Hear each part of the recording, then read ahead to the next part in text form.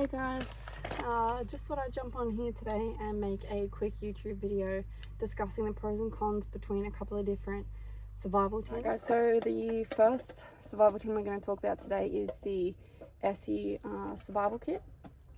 So it comes in this sweet little mess tin, really good for collecting and boiling our water in. So like I mentioned in my blog, it's always handy to have a metal container to carry your survival tin in, just for that multi-purpose use. So procuring and preparing our water mainly, but a myriad of other things that this can be used for, like shovel, carrying things, cooking food, all that sort of stuff. So yeah, it comes in this sweet little tin. You can buy the tin itself separately online and then build your own pack.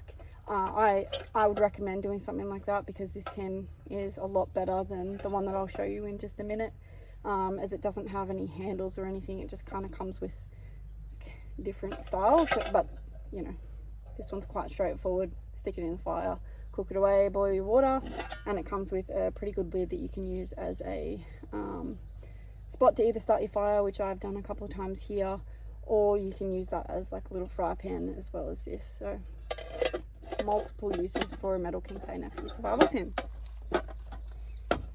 So speaking of fire and water procurement, we want to make sure we have multiple uses of fire lighting or fire starting.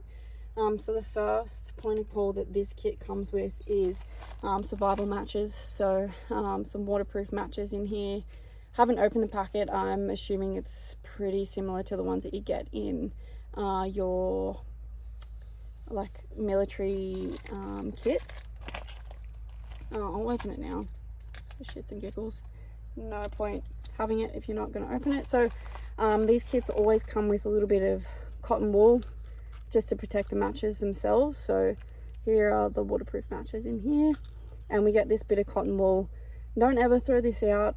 Stuff like this you can use to extend your fire. Yeah, it's good to keep the matches quiet when you start to dwindle down to one or two in the packet, but you can use this as well to start a fire or extend it as much as possible. So yeah, that's a good little bit of info. So yeah, you get the little matches, pretty straightforward. You've got two options, so they've stuck the little sticker on, it's a little bit off here, but you can just reposition that bad boy. So you've got your striker plate here and then one on the bottom as well, bit of redundancy. So that's our first point for fire lighting. Our second, and probably my favorite way of lighting fire, is a flint and steel. So sorry, a ferrocene rod and a bit of steel. So you can see here, this one I've used a couple of times. I've found that the blade that it comes with isn't super user friendly, so I'll show you in a minute the other blade that I prefer, which you can get yourselves as well. But that's your ferrocene rod. It comes pre-tied with your little striker on there, and a little handle. Limitation of the handle being the ferrocene rod would run to about the middle of the handle. It's just a waste of ferrocene rod, so I would try and get that cover off as quickly as possible so that I can use the other end rather than just using that one end. But they do last for ages and ages. It's yeah, a handy piece of kit to have. So a good quality ferrocene rod and piece of steel. Alright, so I mentioned before fire extenders. So like it was with the matches, a bit of cotton wool goes a long way. Another thing, girls, we all know what these are, and I'm sure a lot of men do. Just as simple as a tampon. So cutting that bad boy in half, spreading it out, fluffing it up, creates that bit of cotton wool. Just another way of getting that fire going. Bit of Vaseline in there, like I mentioned in my my blog, just to keep it lasting for a little bit longer, just to get that wood dried to get your fire going. So that's our little tampon hack, and it actually comes in the kit. The next point that comes in the kit are these little fire extenders. So same thing as the cotton wool and the tampon. You just take that out, fluff it all up, pull it all apart, and you get that same sort of fibrous texture, and we can just strike straight into that once it's all fluffed up, and it just creates that more surface area just to get that fire or that an initial ignition source into that, so that we can get our fire going and extend it as well. So that's fire.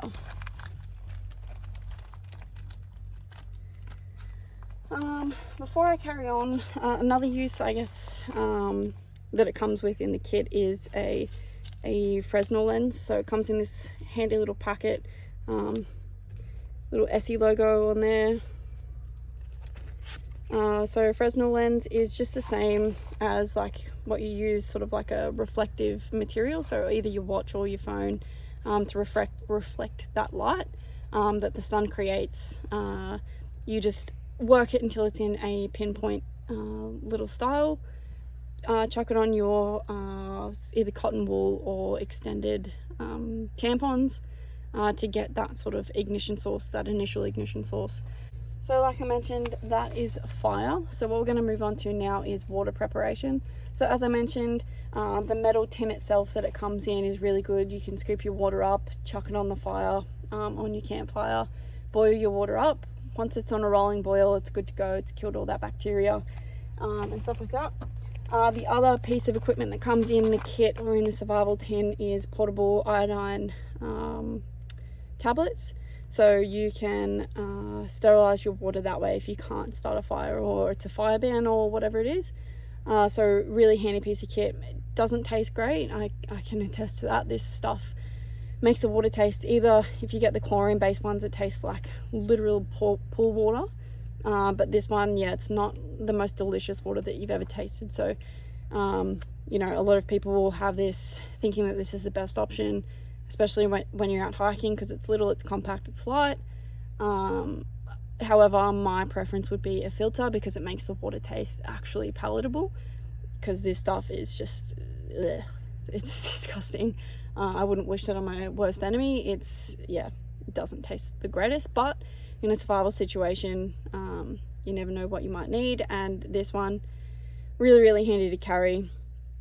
Always read your instructions. It may be different per however much of the chemical is in each different style of Puritab. So in this one it says add 2 tablets to 1 quart or a litre of water. So 2 tablets per litre.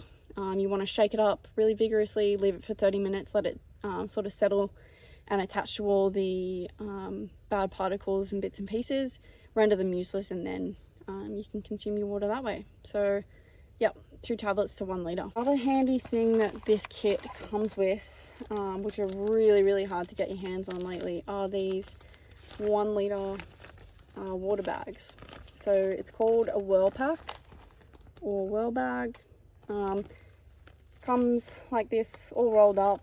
You can take the seal off, fill it with water, and then roll it up. The other one down. Roll it up and protect it that way. Good carriage of water in that little bag there. So really handy piece of kit to have. Another really handy point for this is if you can't get the whirl packs, you can actually get oven bags. So oven bags that you would cook like veggies or steamed veggies and stuff in. Really handy piece of kit for boiling water in, just because the bags are quite well versed in getting cooked. But yeah, these ones are more so for carriage of water. So once you've prepared your clean drinking water, you can store it in those bags. Much easier when you're out in a survival situation, because if you don't have a water bottle, your next best thing is going to be making a cup, or if you've got something like this that you can store your water in, it just makes that sort of level of survival that little bit easier, more mental. Alright, so we've talked about fire, we've talked about water. Next thing we're going to talk about is so first aid. Unfortunately, this kit didn't really come with that much in the way of first aid, and I can't even remember if it actually came with these iodine pads or if I put them in themselves. I'll have to have a quick look, but worst case, if your kits don't come with this sort of thing, I would say having some iodine or alcohol wipes, because you can use alcohol wipes as a fire extender as well. Obviously the alcohol in them likes to burn, and then the material that it's attached to as well. Obviously not great for our insides or inhaling it, but it's just another use, as well as obviously your first aid uses too. Alright, So a couple of other handy little things that this kit comes with that I really liked, not necessarily sold me on, but I really like the idea of having in a tin, is a couple of different like information cards. Like this one's got about like ground to air, signal codes, Morse codes, some basic traps and snares and stuff. So if you're ever out and you don't really know what you're doing, or you've forgotten or whatever, this kit actually comes with a fair few bits of card that kind of fit in there quite well, just to give you that, you know, those couple of ideas or whatever it might be that sort of jog your memory. The other thing that it has, which I found really cool, was more sort of navigation, map reading information. So, you know, like how to read a map, contour lines, all that sort of stuff. And it comes with a couple of different ways to measure your distance, different scales and stuff as well. So it's pretty handy, and it all kind of comes together on this little pin or this little clip on a notepad which I have never actually utilized before, but I think that it would be still like quite a handy piece of kit, because I like writing in my journal when I'm away. And then it also comes with this little pencil, so you can write in your little Write in the Rain notepad. So yeah, nice little handy bit of kit there. What else did it come with? Standard with all your survival tins or all your survival kits, you should carry a whistle. Probably the most underrated piece of kit in a survival tin. Not really good for, you know, like long distance. Obviously we all know how Titanic ends, but you know, having a whistle when you're in a group environment, or when you're with a group of people trying to find your way back to your people or your group. If you're on your own, obviously, you know, like alerting passers-by or recovery forces to your location, but I would always have a whistle. And it's no good being in your tin in that survival situation. I would have it on a piece of paracord around my neck, so if I fell over or anything like that, I can just quickly grab it out and blow away on it. Pardon the pun. Next, we've got a bit of cordage. So we've got a bit of Kevlar thread here on a spindle, or like a roll, just to keep it protected and safe. So that is 23 meters of Kevlar cordage right here. Yeah, cordage. It says tripwire. Yeah, it's just Kevlar cordage. So still beneficial. I would want paracord rather than Kevlar cord. That's just me personally. Then you also get this little baggie of additional cordage, not necessarily 550 paracord, but you know, still beneficial in that kit. I'd say that's probably like 15 to 20 meters, maybe even 10 meters actually. I took a fair bit of it out and wrapped my little Esee blade, which actually came in the kit. So little kangaroo blade, which I thought was pretty awesome. This and the little Victorinox multi-use blade, or multi-tool, sorry, that it came with really sold me on it. I really wanted the kangaroo knife, but I couldn't justify just getting the blade. So when I found out that this little blade came in the survival tin, I thought, why not? I get everything else with it. So yeah, I just used that same cordage just to wrap it, and I just YouTubed that on the Esee site. It's a little bit botched, but I think it's kind of cool. Intermission. Yeah, I just thought it was kind of cool. Looked awesome. It also gives you a little bit more grip, something to sort of like wrap your fingers around, especially when you start getting into preparing meat or game. The only thing considerate with that is having a cordage on a knife that you're using to gut or skin animals. That cordage is going to get covered in all sorts of bacteria and stuff, so you want to make sure that you're either cleaning it or removing or replacing that cordage quite often. And then yeah, always sharpening your blade. And as you can see here, I've got a bit of Vaseline on there just to protect it. So yeah, that one was a really cool piece of kit. And I did, like I mentioned, I did get a Victorinox multi-tool. Who knows where I've put that. Like I do with most of my gear, I'll kind of like chop and change bits and pieces, just because like the tin of my original survival kit I didn't really like. I prefer this mess tin, the, you know, the striker for the ferro rod and that as well. Like I would move around in different pieces of kit, but it did come with a little multi-tool which I'll add into the clip at the end or somewhere in here. What else do we need to talk about? So a few other bits on like our sort of like recovery side of things. So it does come with a little signal mirror, so pretty handy. It's got instructions on the back of like how you use it and stuff like that. I'll chuck up a video of exactly how you're going to use that bad boy, but another pretty handy piece of kit and very effective, goes for quite a way. Another piece that you can use actually for fire extension is a piece or a roll, sorry, of duct tape. So it's pretty comprehensive roll of duct tape. It's quite large. Another method, instead of rolling it on itself, so this is how it came in the kit, instead of rolling it on itself, I like to get a card and roll it around on the card, but that's in my other tin. This is how it came in the Esee kit.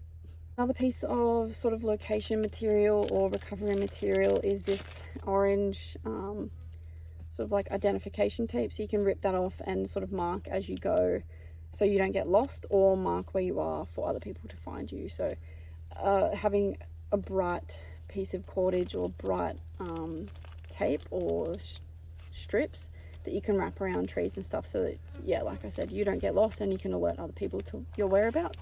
So it's pretty good. What else? It comes with a roll of wire, all wrapped up nice and neat for snares and traps. It also comes with, I can get it undone, this little roll of material. And in the roll of material it comes with these two little pins which you can use to fix gear. You can actually use this material itself as like a patch, and then using your paracord or any type of cordage, including the Kevlar, you can thread through and patch up any of your gear that you might get holes or damage to, like your gloves and all that sort of stuff. So that's pretty handy as well. Another little thing that it came with was a little torch, flashes, or its color is green. Not really something that I would prefer having, however that's just how it came, or what it came with. It's called a night eyes. Yeah, and then I just added this little clip in it if I ever wanted to carry that, and I would clip my little whistle on there as well for carriage. Alright, so that's all of that stuff. Now I'm just going to talk about the actual fishing kit. So the survival tin itself comes with this additional little fishing tin inside it, and it has a fair few items which I found really good, really interesting as well. So first of all, it comes with these two little soft plastics. So it comes with this little sort of green grub looking thing, and then this sort of white worm with the hooks, sorry, with the jig heads already inserted, which makes it quite easy, especially if this is like the first time you're opening the kit in a survival situation. It's already kind of like set up for you. My recommendation to a lot of people is having this stuff like I've done here with this one pre-tied. So I've already tied it onto the little fishing spool that they give you with the line, so that if I'm ever in a survival situation, I can simply pull up, open that kit up, open that tin up, pull this out, chuck it in. That's one less thing that I have to worry about. Attach this to something or behind a couple of rocks, and then I'm good to go. Hopefully I can catch some food while I'm setting up the rest of my survival area. It's just one less thing that you have to worry about.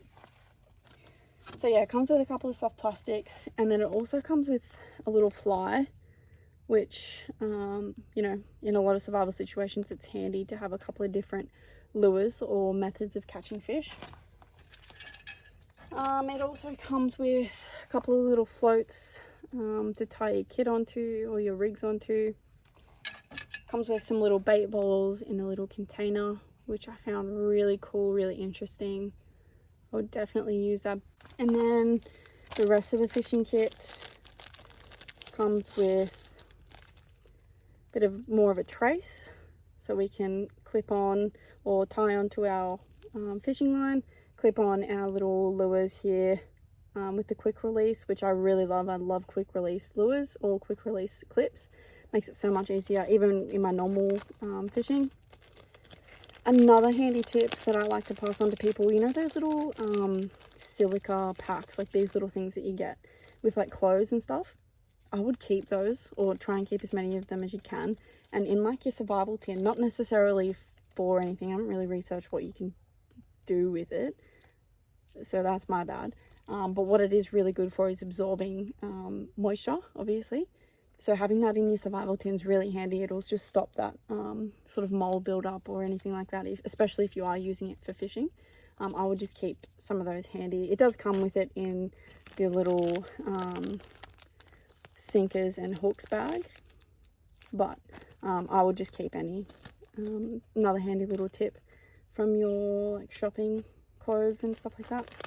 So yeah, it comes with a little trace and then a whole bunch of additional hooks, small hooks and sinkers, and they're just split shot sinkers that you can squish down with your multi-tool or Leatherman, and then lots of little hooks. I think if you speak to any fisherman, you'll learn that fishing with small hooks is actually more beneficial. You're more likely to catch fish on small hooks than you are catching fish on big hooks, just because you get more diversity with the small ones. So I'd always have smaller hooks as opposed to big ones in my kit. And then that is it for the Esee survival tin. So now what we're going to do is just quickly talk about my personal survival tin, things that I would do differently in that next time, and again what things I've kind of like cross-pollinated between a couple of them. And then I might even talk about the Bob Cooper survival tin, which we got through work.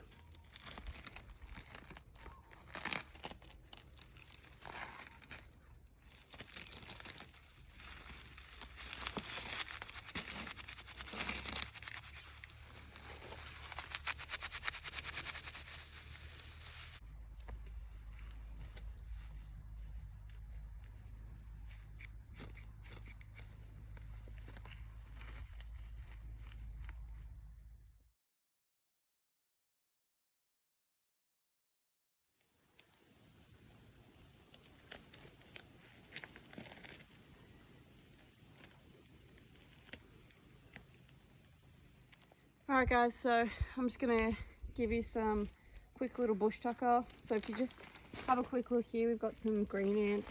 They're found pretty prevalent around North Queensland, especially tropical North Queensland. And the easiest way you can consume them is actually collect their nests. So they normally pile together sort of bits of this bark or leaves and stuff, and they make like a nest. You can grab that nest out, it's full of them, chuck it in your Cups canteen and boil the water up, and it makes a really nice sort of lemony flavoursome tea. But I'm going to grab them by the head here. We've got its little bum here, and all we're trying to do is bite that little bum off.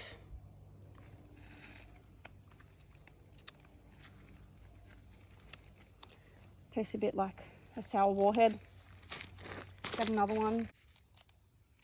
Got you. Okay, so same thing. We're just going for green butt.